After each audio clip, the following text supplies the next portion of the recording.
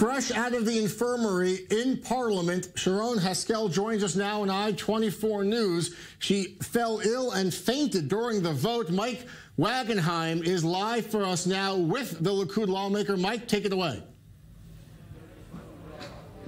If the coalition isn't on life support, it's at least on an IV. We're joined here by Sharren Haskel, member of the ruling Likud party, who dragged herself out of the hospital to come here and vote today. Otherwise, the parliament could have been dissolved by an opposition vote. First off, we understand you fainted a few moments ago. How are you feeling right now? No, I didn't faint, but the doctor and the nurse of the Knesset didn't allow me. They wanted me to finish a couple of things there, and then I was able to come back out. I'm not 100%, but it's okay. The tricks of the oppositions are not going to work. We are strong.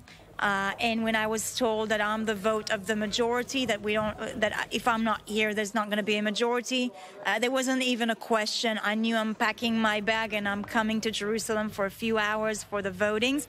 The doctors weren't very happy with it, but this is some of the things that we need to do for our work. Some would see this as a sign of strength, the determination of the coalition to stay together. Are you worried this can also, you're dragging an IV bag around, could be a sign of weakness, that this is what it takes just to do business now? Absolutely not. Just to let you know, I was a combat soldier in the IDF. I've been through much worse situation than that. We've had a strong coalition of 61 for a year and a half before Lieberman entered the parliament. We are very capable of continuing for another 8 months without him. As long as there's not going to be any extreme or funny characters who are trying to push through some extreme and unauthorized legislation, I believe we'll be able to pull it through. But you do have a very disparate coalition still remaining. The Jewish Home Party on the far right, Moshe Kahlon, and the Kulanu Party, far more moderate. If you stay together until November, what can you really agree on in that time? Well, we agree on everything. Just to remind you, for a year and a half, we've passed some amazing legislations and reform that benefited the state of Israel and the people of Israel, and will continue to do so. We have a very wide base. We are a right-wing government. We've got similar ideological ideas, and we'll continue to push it together. Normally, when a member of parliament, a member of Knesset, is ill like this or has a big family event, the other side of the aisle decides, you know, we're going to offset it. We'll pull a member and won't vote just to make sure that nothing like this happens today.